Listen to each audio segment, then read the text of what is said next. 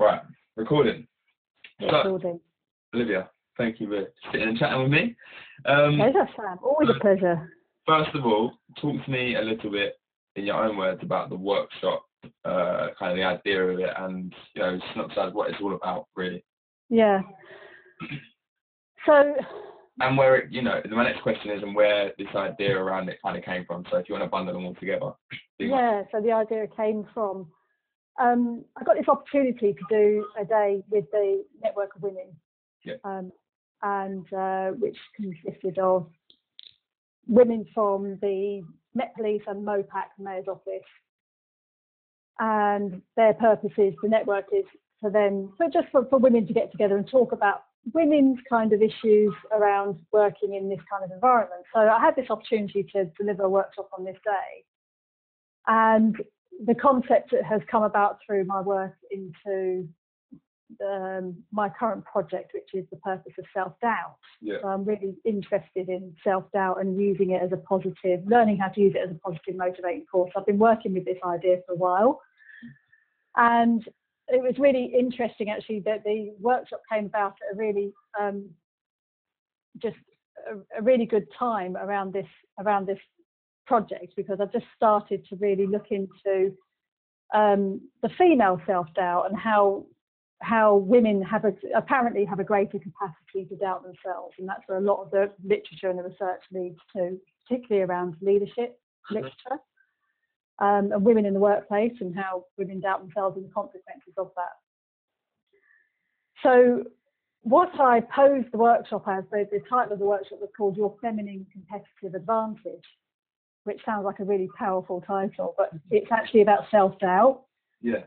So what I'd posed as the feminine advantage was about women's ability to doubt themselves. So that's where the concept came from, and the idea of the workshop was to really promote self-doubt as a positive force in our lives, and how we can use it to strengthen ourselves, really. When we're not trying to bash it, we're not trying to kind of overcome it and just ignore it. When we can use it, we can learn. There's a lot we can learn from it. This is what I'm finding.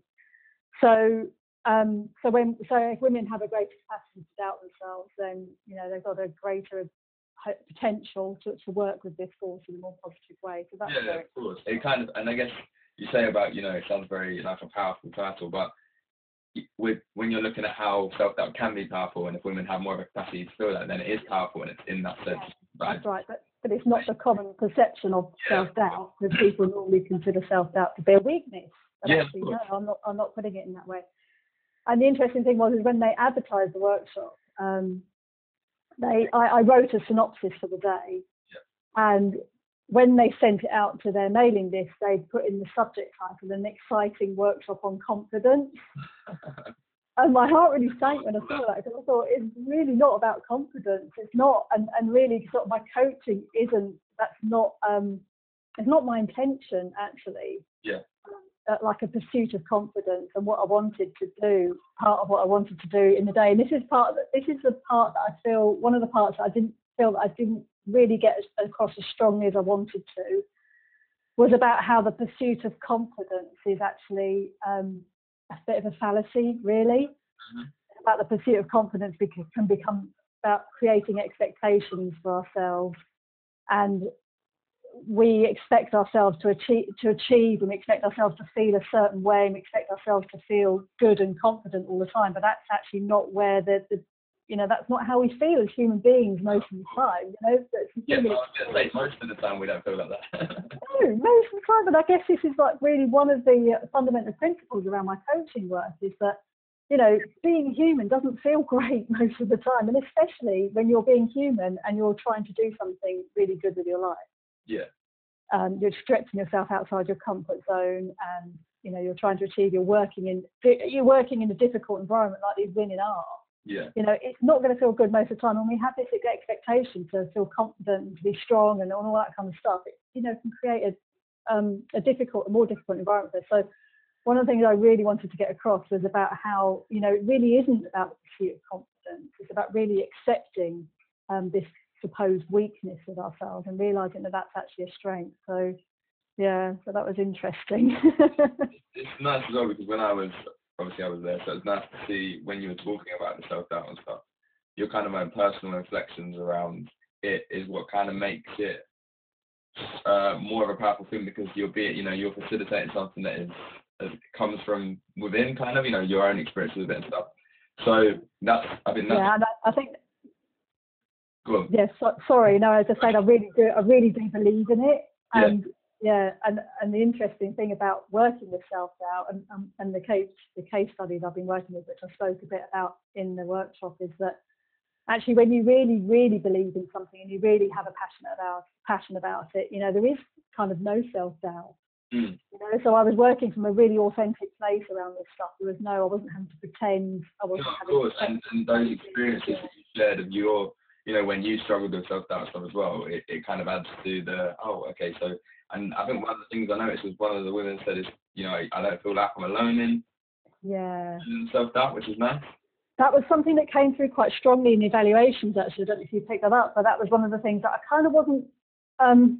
So this is interesting, actually. You're talking about people doing, advice for people doing workshops. This is the sort of thing that me working in the environment I do now as a coach, and obviously I have a coach and I have a supervisor, and and I have coaching buddies, and we talk a lot about our emotions and our feelings and our challenges, and I'm really used to talking about like all this stuff, and I'd kind of forgotten that that this is kind of not what happens out there in society. Do you know what I mean? Yeah. And particularly in an environment like where we were in that day. It's like it's not natural for these women to be talking about their insecurities and their doubts and things like that. And I'd kind of forgotten that. Yeah. I'd lost touch of that a little bit before I went in. So the fact that it came through quite strongly in the feedback was something that, it was really good for me not to feel alone. And I was like, I'd forgotten about the impact of just simply sharing and being open about stuff. Yeah. So I was going to say, I know that obviously the people in attendance were all women that worked for Metropolitan Police in some sort of way. So it was kind of, I came into it kind of expecting there was going to be a lot of self-doubt there in that respect, or in a lot of areas. But I'm guessing it's something that also comes up a lot in your coaching, just for normal, like the everyday person. Self-doubt, I guess, is a huge thing. And I'm sure it's something in the coaching space is quite prevalent a lot of the time. Well, it's interesting how I sort of really came across this work, because as you pointed out there, it is from my own experience, and I asked myself a number of years ago, I sort of recognised that how self-doubt was operating for me, but also what didn't work for me was the positive affirmations that never worked for me. Yeah. I actually ended up getting in a battle, so I started to kind of this is long before I came into coaching, started to think differently. Well, maybe self-doubt's got a purpose, but I was never really able to answer that question until I became a coach. Yeah. So what was I going to say there? I was going to say something else. But yeah, so one of the things that kind of motivated this work as well is that in my early days as a coach, when I was training really, I was working with clients, and I had this kind of ambition. I thought, right, I really want to get clients to just dream big and really achieve their visions. It was all about purpose and vision for me, and dreams, rather than goals and accountability. Goals. That big picture kind of. Yeah, that big picture. And what I realised with a couple of clients in particular is that I'd get them to really, really try and think big about what they wanted in their life. But what would happen is that they'd start to dream big, and then they'd start to doubt themselves. Yeah. And I had one client in particular, after a session, she went into a real slump. Really, she was having a difficult time anyway, but she dreaming big for her brought up a lot of her self-doubt. And that was really curious to me, and I thought, wow, okay. So then I started to think about that differently, and I thought, maybe if I ask people how they doubt themselves instead of what they're dreaming about, that might, it sort of leads us to the same place, but quicker. There was something, and it's a more gentle route as well, it feels, by actually working with the self-doubt. So yeah, does that make sense? So that's it does. Yeah. It's interesting that you kind of come across it as well. It's a really cool concept. Yeah. And being a coach has really given me the ability to kind of to work with this question. You know? And I guess that the whole reflective practice of stuff of coaching, and the kind of the deep listening, and that enables you to pick up things that, because like I say, self-doubt is something that pops up a lot, I guess, in a lot of different situations. So I guess it kind of puts you more in tune with it. Yeah, well, I certainly look for it. I mean, I've got a lens of self-doubt now. Yeah, and then you always put the lens in. My lens of self-doubt, yeah, and I love to have the opportunity to work with clients about, their self-doubt. Yeah. It comes up in a session, of course, because I do. It's galvanizing. Notice, of course. Yeah. Yeah, definitely, because I just feel there is so much richness there when we can learn to work with it. Yeah. Yeah, of course. So talk to me a little bit about your attendees and how it was facilitating a workshop for these kind of feminine police officers, because it's an interesting, particularly for your first talk, it's not only an interesting environment, I mean the building we were in and everything like that, but the audience that you had was a very interesting audience. So talk to me a little bit about how you felt kind of going into that. Yeah, it's interesting because I don't have a lot of experience of that type of environment at all, or any experience of that type of organisation. That's not my background at all. But I've got two close friends who work in the police, and who were at the workshop.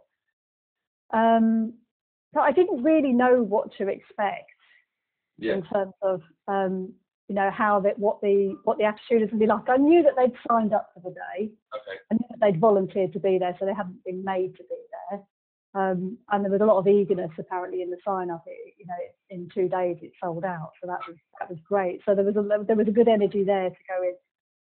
I didn't really know what to expect. I thought the pre-workshop kind of nerves and stuff that anyone would have before that, and I guess the audience is just. It's just a different audience, I guess, isn't it? Yeah. So I think while I was expecting more of the audience, I was expecting it to be a bit more. I think what I was really taken by was how open, and how open they were to the concept and how willing they were to share. Yeah, I thought the same thing. It was very humbling to be in the room and hear some of the stories that people were sharing. Yeah, I was really touched by it. And I was quite humbled by it actually, because I didn't know what to expect in that sense. No, and I guess it's easy as well when you think about Met Police or blah. I guess sometimes it's easy for the instant mindset to kind of be like, well, if anything, they're more likely to be a bit more closed. You'd think. That's what I thought. That's what I expected. I expected them to be a bit more defensive. I expected them to be a bit more cynical, maybe, about the topic. But no, there were some amazing moments during the day where some of the women particularly really opened up about their experience, and I felt really humbled by that. I'm really honoured actually to be able to do that. Yeah, I felt, well, me and Harry both felt like, it was humbling and it was an honour to be there and for them to share with their reflection stuff and for us to be there for that was really nice. And they were also really considerate towards you too. Yeah, they were. Yeah, at the end. I didn't know how that was going to be, and I was quite interested to see what their response would be. Yeah, so was I. Because I didn't want them to back at all. Yeah, I guess so. This is the thing, is about I guess my perception of a group of women can be, so we talk about masculine and feminine energy really, but I've been around groups of women who've been like really masculine, what I mean? Like really masculine energy and the banter and that kind of stuff. Yeah. And I didn't know. I thought they'd be a bit more of that, and there just wasn't. They were just really open and. Yeah, it was just like a very really nice group, to be honest. Yeah, lovely. Yeah. So give me a brief run through, just so the people at home can know, a brief run through of how did they kind of run, because I know it's split into 2 workshops. I know the second was kind of more focused on meditation and stuff. Yeah. So give me a little run through on how did they. Yeah. So I started off by introducing the concept of my concept around the purpose of self-doubt. Yep. And introducing my principles around it, because I'm creating a model that's going into the book that I'm writing. So I started about introducing the principles around it, or the background to the research and why I'm interested in self-doubt, and how really my first principle is to when we recognise we've got self-doubt, is to acknowledge it as a positive indicator. Yeah. So what I mean by that is usually self-doubt kind of comes in when there's something we want or there's something we desire to happen in our lives, but then we start to doubt our ability to get there. Uh-huh. So the idea is that we acknowledge the self-doubt, and then we also acknowledge the positive side of that self-doubt. Yeah, okay. So I started off by introducing that as my first principle, and I used some examples that I've got from women beforehand about working in their environment. A lot of it was about working with men, and there was one example around women in leadership who had doubted their ability to make decisions, and I kind of demonstrated the positive aspect of that, and the fact that they were working outside their comfort zones. They were being great examples to other women, because often they were the first woman to be doing what they're doing in these masculine environments. To show how the self-doubt, actually the fact that they doubted themselves, showed that they cared about something. So that exercise was one of the best ones for some of the short stories that people were sharing and some of the reflections, and that it was really nice when we were going through the examples. But that was one that really got everyone kind of involved, and it was nice. Yeah, that worked well actually. I was really pleased with her, because I didn't know how to run that exercise, because before the workshop I was planning to just get examples on the day, and then I just realised it's too sensitive to get people to stand up and talk about their self-doubt, or even like in a group to talk about their self-doubt. So I got the examples beforehand, so they were relevant to the environment, but they didn't require anybody to stand up and say, hey, this can't down to something, they can offer something. Yeah, exactly. Yeah. So there was that little, because I'm used to working this in a coaching environment on a one-to-one level, where there's a lot of, one of the really important principles of working with self-doubt is knowing that you're safe. Yeah. Knowing that you have trust. There's psychological safety around being able to bring yourself down, that you're going to be held, you're not going to be judged. It's because it's a very difficult, very sensitive area. This is why it's so powerful, I feel. Yeah. So it's really important to have that safety. So I was, I initially planned the day, and I was going to ask people for their examples of self-doubt, and I just thought, I can't do it like that. So I've got these 3 examples beforehand. So I was able to demonstrate, the positive indicators, what this positively indicated. Yeah. And then the second principle is about removing judgment. So we're all suspending judgment. I talk about suspending judgment.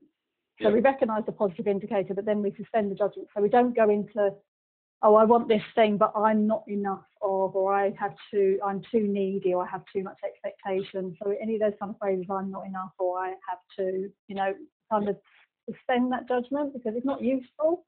No.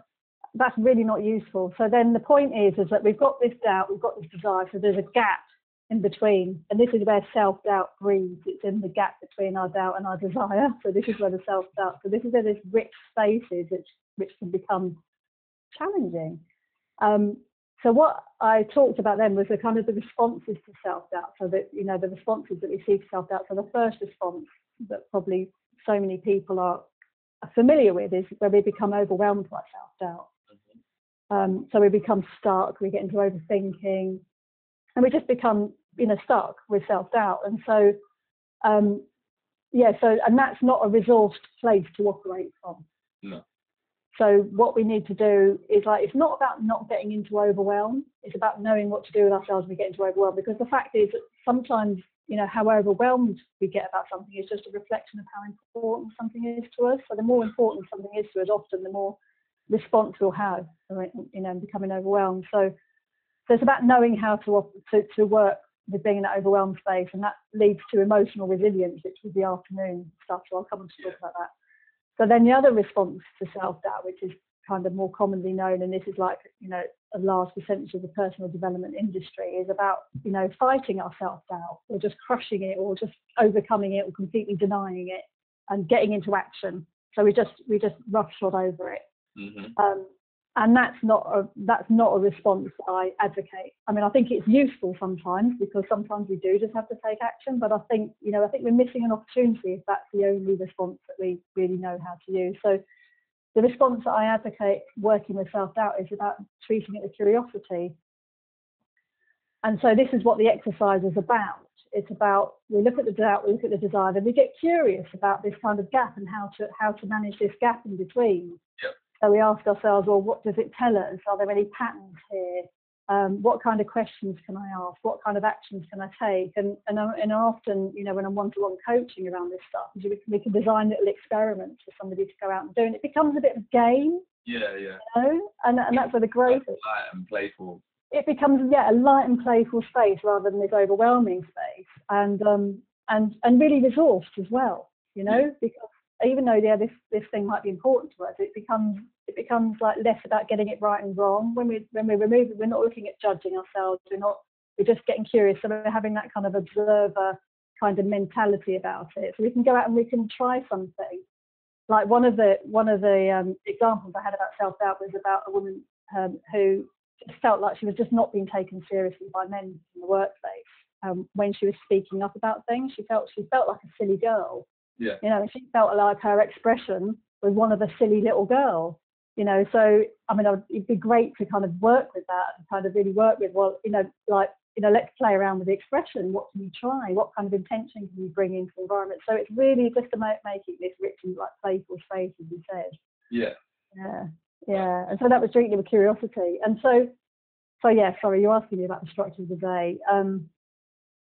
So that was the first part, really. It's about learning to treat it with curiosity. Yeah. I gave some examples from my case studies that I've been working with, which are going in my book. And then the second part with it, I kind of linked to, I introduced them to this character called the internal micromanager. Yeah. The internal micromanager was the one who sits on your shoulder just saying, you don't know what you're doing. You don't know what you're going to get found out. That's completely rubbish, you know, that kind of judgment. So we did a little exercise around that where we looked at the how our internal micromanager has limited us and stopped us doing things. Then we looked at how it benefited us, and that was quite interesting what came back from that. Yeah, I thought that was really interesting. Some of the people, the way that the people had written to their micromanagers was really good. Yeah, they did. And so when they realised how it had also limited them, but also benefited them, I said it was about writing a letter to them. So it was like, what do we do with our internal micromanager? Like, you might want to make it redundant, or you might just want to give it a performance review. So we did some letters, and then a couple of people read out their letters.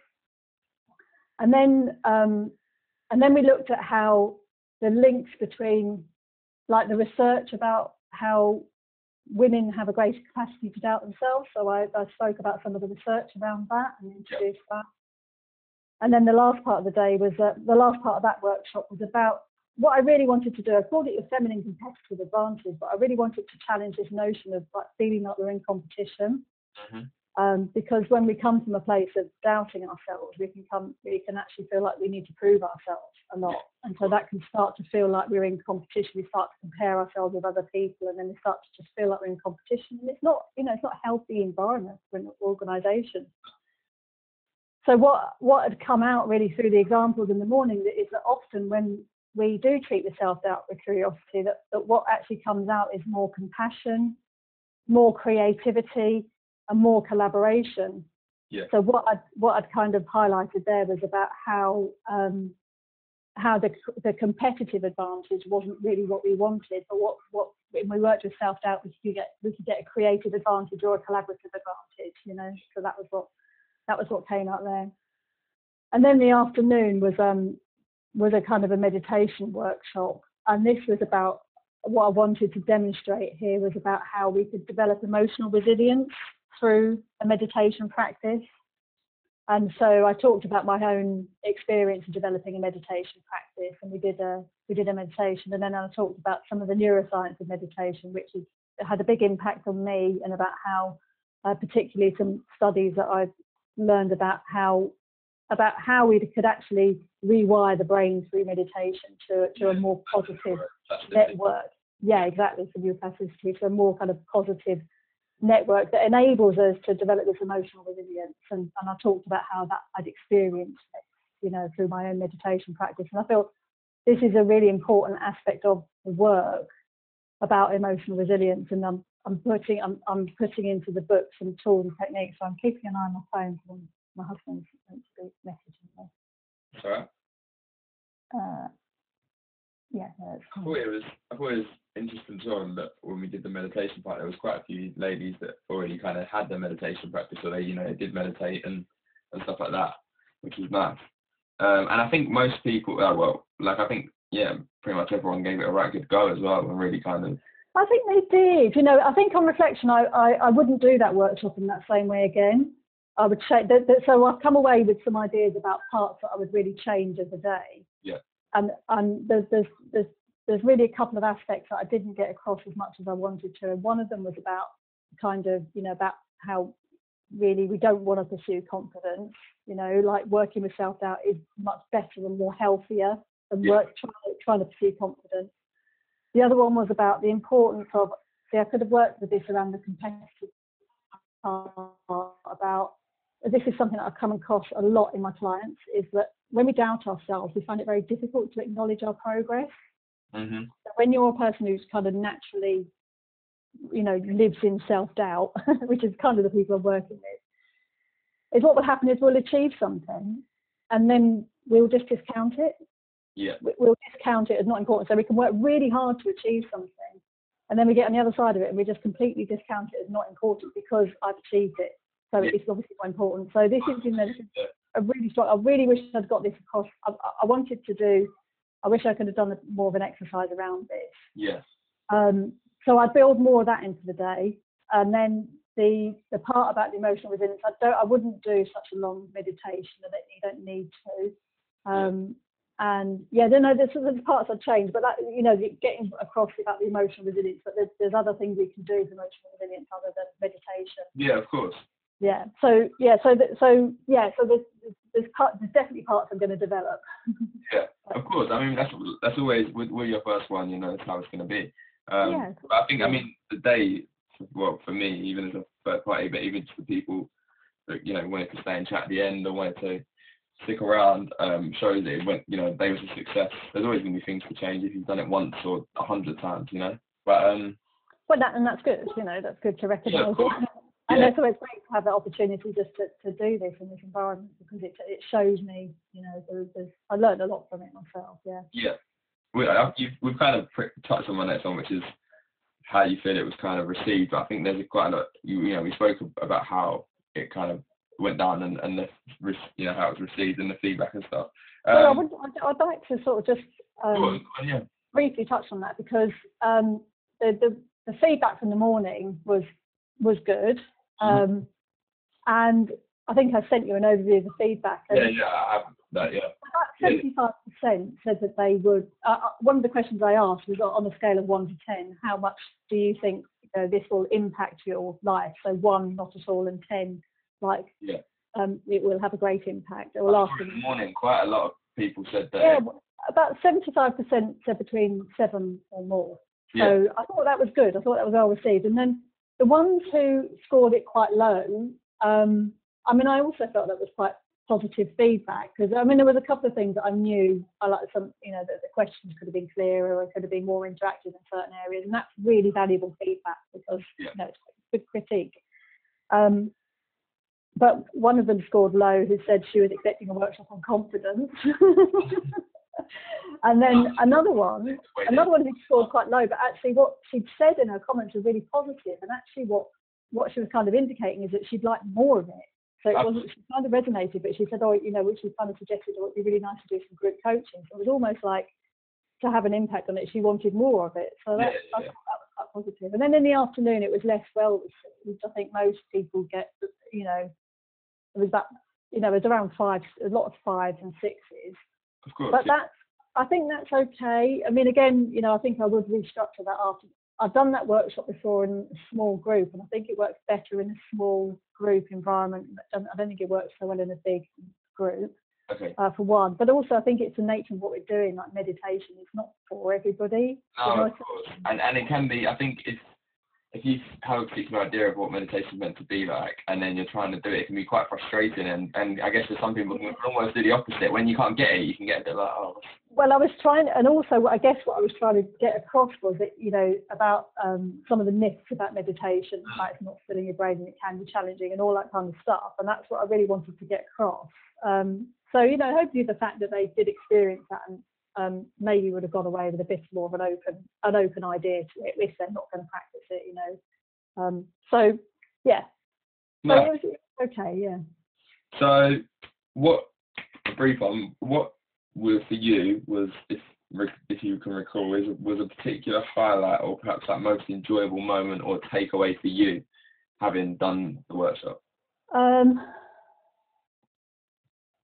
I think what was most rewarding for me was reading on the evaluation forms the number of people who commented.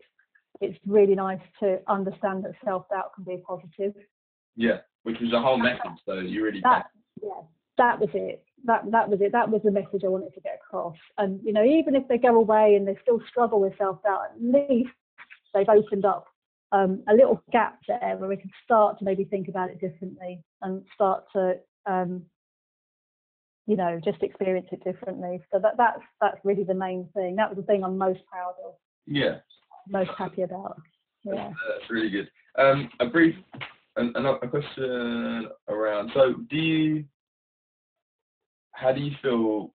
Obviously, the coaching as with this whole kind of idea and concept stuff has obviously helped snowball it into something bigger. But how do you feel that you kind of your coaching journey, and perhaps even, you know, some of the time that you spent with Animas and some of the things you learned on some of your modules kind of perhaps led up to, you know, getting this whole idea of self-doubt or the workshop idea and stuff like that?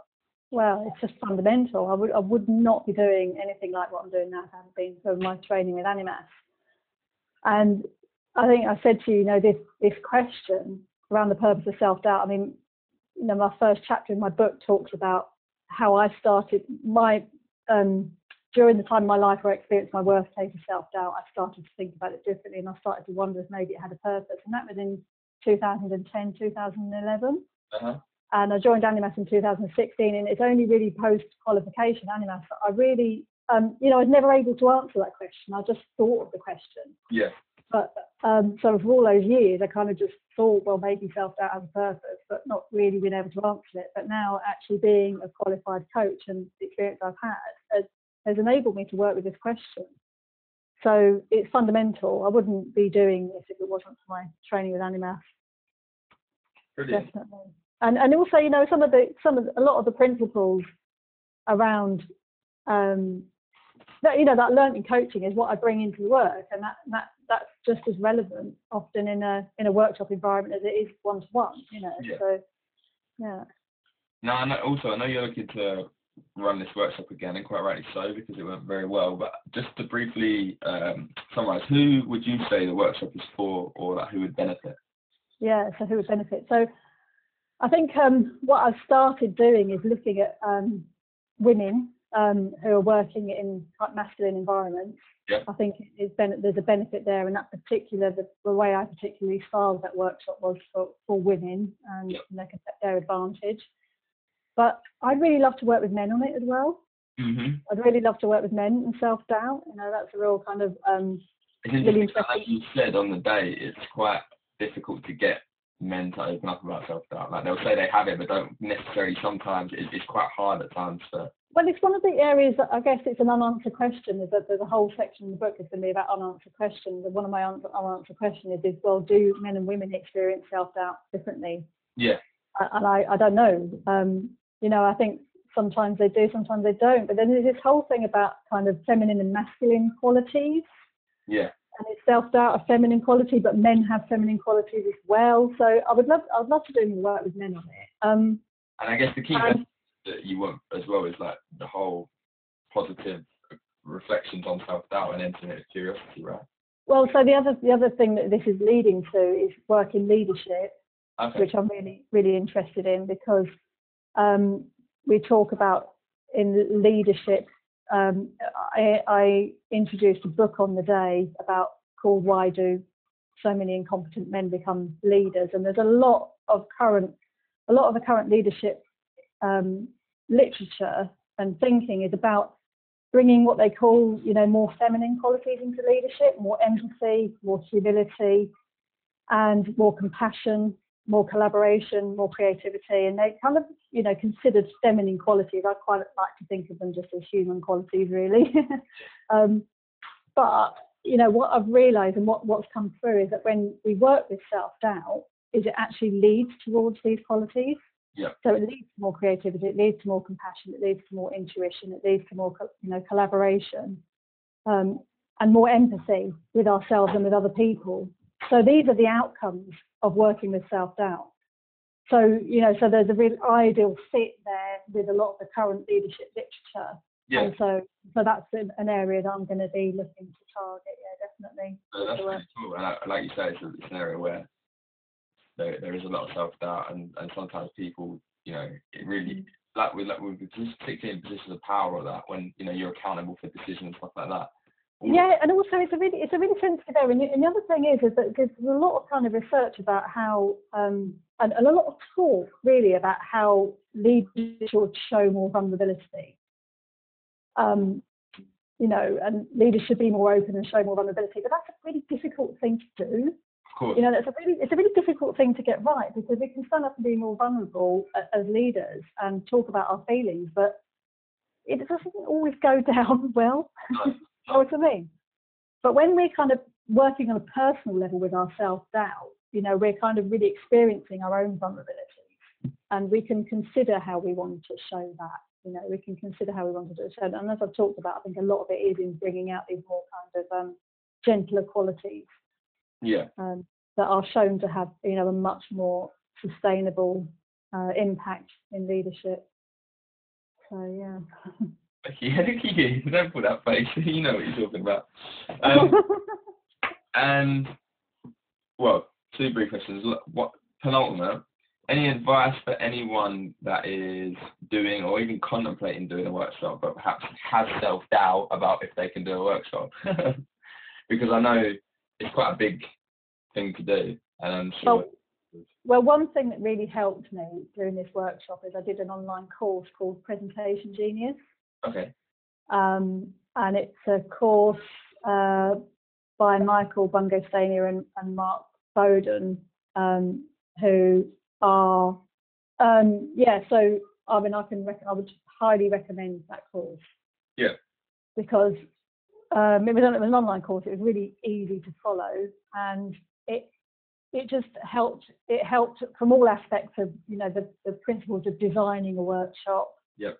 Delivering a workshop. It covered all sorts of things like body language and you know, sort of even down to neuroscience of like working with an audience and how, you know, all that kind of stuff. So that was brilliant, and I would thoroughly recommend. I wouldn't have been able to do this workshop if it hadn't been for that course. That really gave me, you know, it gave me, I think, you know, the fact that I really believed in what I was saying really helped. But yeah, you know, doing that course helped me to get the structure together. So I'd thoroughly recommend it. And last but not least, you mentioned about the book that you're writing a couple of. I know it's around self-doubt and stuff, but give me a brief talk about. Yeah, so the book is called The Purpose of Self-Doubt. Cool. So it's all like almost one kind of, not one project, but it kind of all flows into this self-doubt concept. Yeah, absolutely. Yeah, it's all about the self-doubt concept. Yeah, and I've explored this question from a number of angles. Yeah. Starting with my own experience, looking at all the current existing theories out there about self-doubt. Particularly interested to see kind of what's happened, I guess, sort of mid-20th century around the sort of the positive psychology movement, which kind of seemed to swallow up self-doubt, and people started to see it as a sort of a negative impact in their lives. That wasn't always the way before that. So yeah, just looking at the history of it, where it's come from, the definitions around it, my own experience. I've been running a number of coaching case studies with women because I couldn't get any men to coach, but that's fine. But yeah, so tried to help. No, you did. That's fine. I totally appreciate that. I think, you know, but there was a message in itself. So the thing is, I call the book an exploration. It's an exploration into this question, because I don't want to mislead people by calling it research, because it's not academic research. Because I'm a life coach, right? And life coaches ask questions, and we explore with curiosity. And sometimes there's answers to questions, and sometimes there's just more questions. And that's kind of the beauty of doing this as a coach, is that I don't have to kind of define an answer. All I'm doing is asking this question: what is the purpose of self-doubt? Yeah, of course. So I've worked with this in my own life. I've worked with this with a group of coaching clients. Another thing I've done is I've been getting some professional contributions. So I've been interviewing professionals who I term deal in certainty. So they work in environments of certainty. Okay. And this is how one of the reasons I managed to get the police workshop was because I interviewed a chief superintendent in the police. Right. But these are people who people go to for answers. Okay, they're like the point of stuff. Yeah. They're expected to be experts, they're expected to have answers, they're expected to. So I've been talking to them about how they experience self-doubt and how they work with self-doubt. So that's been quite interesting to get another angle on it. Yeah. Yeah, and there's like a good neuroscience background in like research into it, right? Or there's quite a lot of neuroscience in there, yeah, because what I'm looking at, and also, yes, a lot of the neuroscience literature and a lot of the psychology literature, which talks about our bias, you know, how we can feel very certain about something but actually be wrong, you know, so this is a huge phenomenon that does sit in neuroscience and psychology, so there's a lot about that in there. And, you know, the thing is about, you know, we overcome self-doubt to get certain about things. But when we look at, you know, I'm very suspicious of people who are very certain about things, because what that can lead to is actually extremism, intolerance, like narcissistic leadership. And you see people who've got this like overconfidence and this overbearing certainty. And I just feel like, oh, you could really do with a bit more self-doubt, you know. Yeah. People really do it. And yesterday, actually, I spoke to a woman who lives in Denver, and she's contributing to the book from... Denver, Colorado? Wow. Yeah, she's a coach over there, but she I don't exactly know what she's a therapist and a coach, but she's very passionate about working with people on regulating their state. So she does a lot of work with breath work. Okay. And she does a lot of work with ice baths and saunas, like contrast therapy. Yeah. She gets people to sit in an ice bath, and actually what she's forcing people to do is to regulate their state. So she's contributing to the book some... the Wim Hof stuff, that sort of stuff, is it? Yeah, it's like that, yeah. But she's contributing to the book with some exercises, because obviously what happens is when we start to look at self-doubt in our lives, we can become very anxious and overwhelmed by these feelings. So she's providing some exercises to work with in those moments. So there's lots of different aspects of the book, but fundamentally it's going to be really what I want people to read it, is to go away and just ask the question for themselves. So they'll get a motivation, they'll get a reason to start asking the question, what purpose is self-doubt in my life? And they'll get a set of tools to work with that question as well. So that's what it's about. And I'm writing it now, and due publications, I think early 2020. Ooh. Depending on how quick my copywriter is, and my copy editor is. I'll be giving it my full attention and priority, don't you worry about that. That's brilliant. To be honest, I think that's all I need.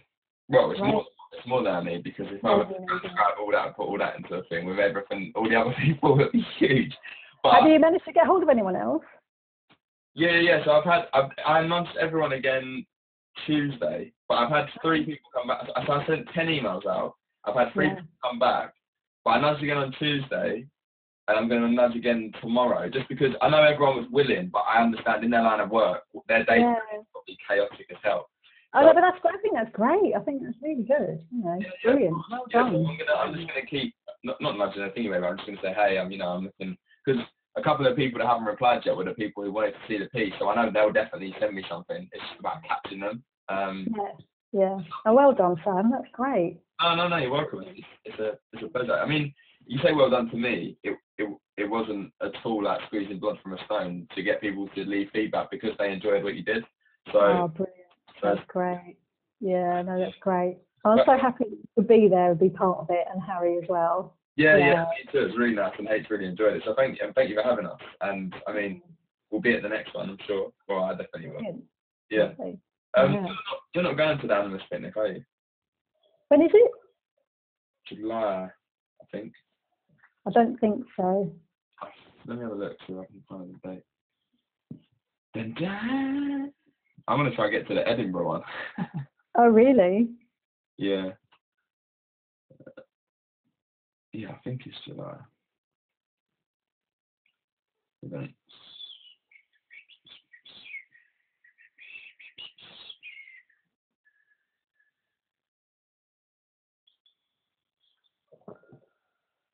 Oh, I don't know when it is. Okay, don't worry. I'll see you at an event sometime. Oh, 14th of July it is. Oh, yeah, and I'm away actually that weekend. I'm away. Regent's Park. Cool. I mean, I'll see you I'll see you before July. I'll make sure of it. Hopefully. Ages away. Yeah. Well, that was a pleasure anyway. I hope you enjoyed that. Oh, no, brilliant. Thanks, Sam. I didn't want you Thanks very much. to get you to repeat stuff because I know a lot of stuff you said, but just sometimes when Yeah, it but it's useful for the recording, isn't it? yeah, that's it. Yeah. Once I go off on one, I'm very happy to talk about at length. Yeah, and that's fine because what that does for me is when I get someone else to transcribe it, because I hate transcribing stuff, but I get someone else to transcribe it, and then I can read through and all the bits, like I get extra bits, and any bit that I just feel I don't need, I just trim into another document, and then I just so. All Take good. out the same approach, yeah. Good. Yeah, Thank you so much. Oh, you're quite welcome. It's been a pleasure. Thank you for that. I hope you have a great afternoon. And yeah. I mean, I'll speak to you probably over the weekend or something, but I'll just keep you posted with how this is going and updates and stuff. That'd be brilliant. Lovely. Thanks so much, Sam. No worries. Right, look after yourself. Take care. Bye, Liv. Bye. Bye.